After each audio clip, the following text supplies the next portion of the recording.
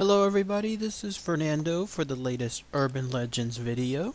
One more entry here for this particular series. I think I might do one more because there's one more interesting item to talk about after this.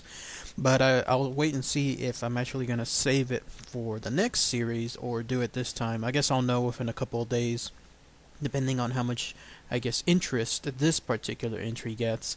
This one, I'm surprised nobody has suggested it. I was holding on to it for a little bit longer than usual, and when nobody had brought it up, especially considering the theme that I was talking about as far as like cursed paintings that I've been following, this one is pretty much up there. This is one of the more popular entries when it comes to cursed paintings. So again, I'm surprised that nobody had mentioned it, but if anyone has heard of this particular urban legend, then please bear with me. For those of you that haven't, it is a very interesting urban legend.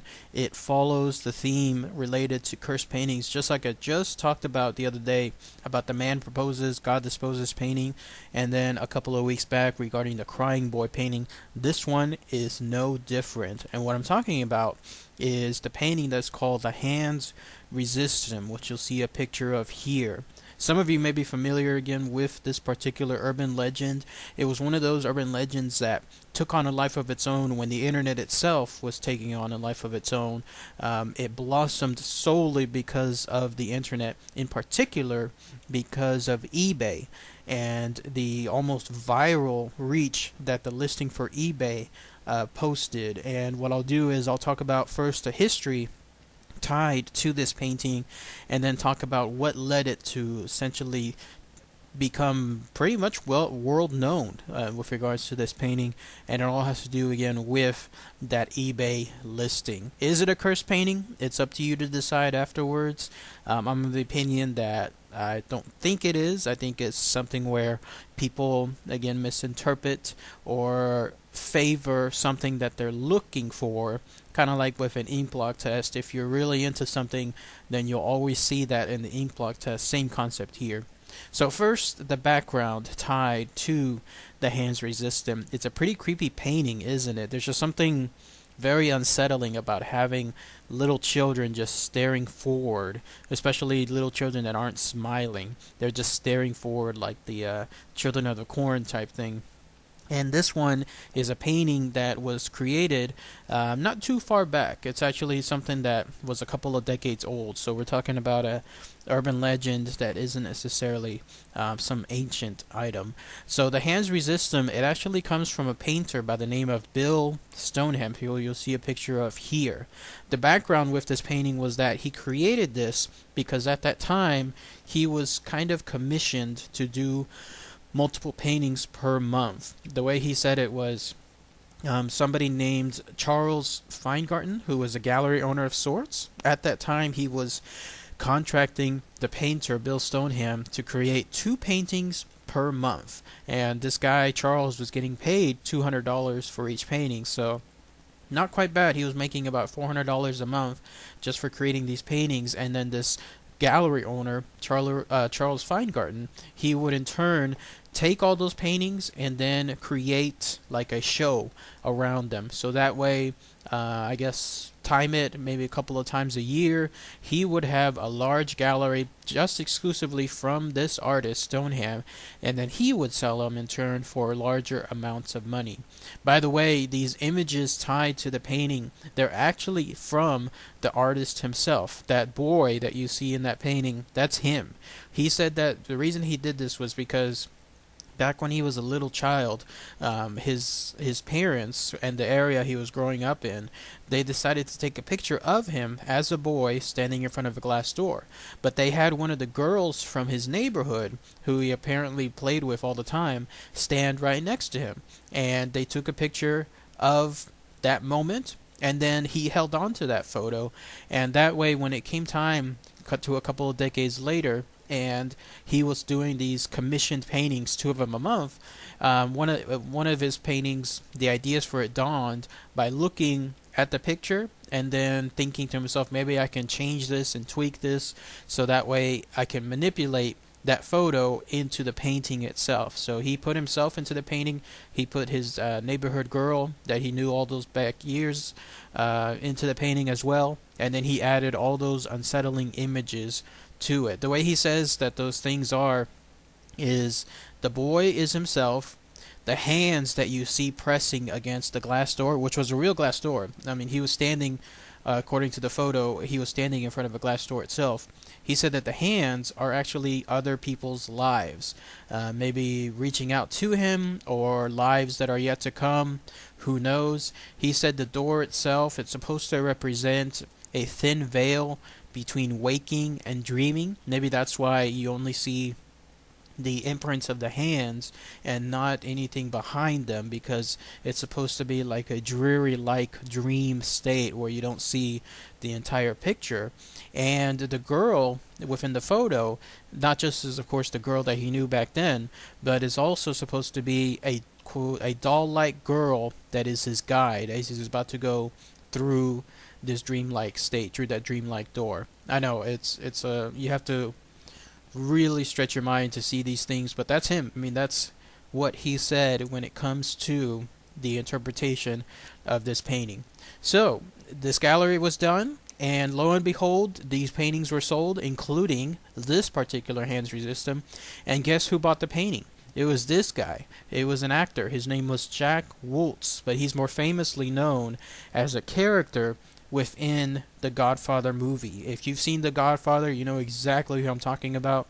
He played that Hollywood producer within the film that was not able to, or not wanting to, release one of the Godfather's favorite nephews, I believe, from some kind of contract, or I think it was actually the nephew was trying to get into a specific movie, but this producer was kind of a hothead and he wouldn't do it because that nephew took away some kind of woman that the producer was chasing after.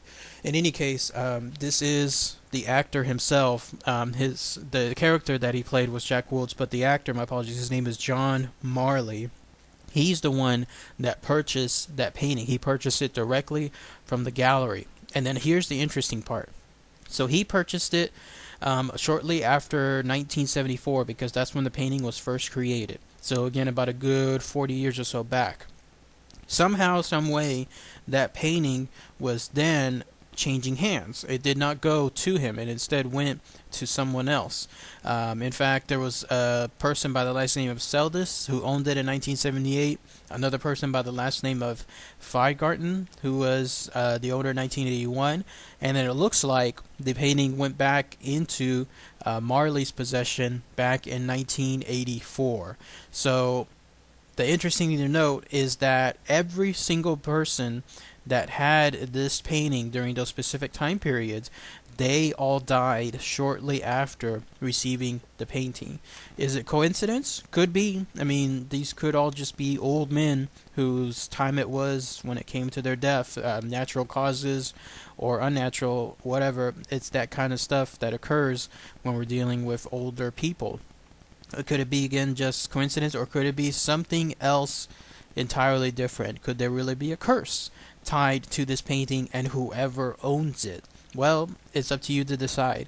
So after Marley, after it left his hands, somehow, some way, the painting found itself behind a California brewery, of all things. It was just flat out abandoned. It was found there behind a brewery, probably leaning against something, discarded for years to come. In fact, fast forward 26 years later, so 26 years later, and a couple came across this painting that they found right behind that brewery. They were instantly in love with it. I don't know about you, but if I were to see something like this hanging out in the back of some brewery in a creepy-like fashion, I probably would not take it home, but they did. They took it home. Nobody had possession of it at the time. Nobody was claiming possession of it. So they took it home, and then that's when things took yet another interesting turn. They apparently did not hold it on for too long, because shortly after they had their painting in their home, strange things started to happen, to the point that they finally decided to get rid of it and list it on eBay. And that's where the urban legend took things to a whole other level. In fact, here's what they listed under their original eBay ad. This was a couple years back, again, about year 2000 or so. So keep in mind that eBay probably was still in its infancy, if not something that isn't the juggernaut that it is today. But this is what they listed within their description, and this is word for word. They said, "When we received this painting and we thought it was really good art, a picker had found it abandoned behind an old brewery. At the time we wondered a little why a seemingly perfect fine painting would be discarded like that. Today we don't. One morning our 4.5-year-old daughter claimed that the children in the picture were fighting and coming into the room during the night. Now, I don't believe in UFOs or Elvis being alive, but my husband was alarmed. To my amusement, he set up a motion-triggered camera for the nights. After 3 nights that there were pictures, the last 2 pictures shown are from that stakeout. And after seeing the boy seemingly excited, the painting under threat, we decided the painting has to go. Please judge for yourself. Before you do, please read the following warning and disclaimer. Warning: do not bid on this painting if you are susceptible to stress-related disease, faint of heart, or are unfamiliar with supernatural events. By bidding on this painting, you agree to release the owners of all liability in relation to the sale or any events happening after the sale that might be contributed to this painting. This painting may or may not possess supernatural powers that could impact or change your life. However, by bidding, you agree to exclusively bid on the value of the artwork with disregard to the last 2 photos featured in this auction, and hold the owners harmless in regard to them and their impact, expressed or implied." Now that we got this out of this way, one question to you eBayers. We want our house to be blessed after the painting is gone. Does anybody know who is qualified to do that? And that was their listing. Creepy, huh? According to them, and again, I'm just going by exactly what they said in their eBay listing, their daughter was seeing the figures within the painting fight at night. They would actually come alive. And not only that, but the boy would creep out of the painting and into the room itself. How creepy is that? I mean, if that's real, if that's something that's absolutely there, 100% real, and that occurred, that's it. That's enough. That's the kind of thing where you just want to move and get away from there. And then the other part about the boy getting in an excited state whenever, anytime you try to bring something to the painting to destroy it or anything along those lines, that is creepy. These photos, by the way, that you're seeing, those are the actual listings from the eBay posting itself. They did go on to post some other stuff, but it's mainly just like description, like the size of the painting and so forth, so I'm not really going to go into that. But it worked. The painting itself was viewed very quickly. It had about 30,000 views within a very short time period, and they were able to sell it for $1,025. Not bad, huh? Something that they found essentially for free, discarded behind some brewery, they were able to sell for $1,025, and that's it. The painting, at least according to what I tried to track, there's no other history related to the painting. Whoever has it in their possession, they're not letting anybody else know. They have kept it to themselves, and that is it. Creepy stuff.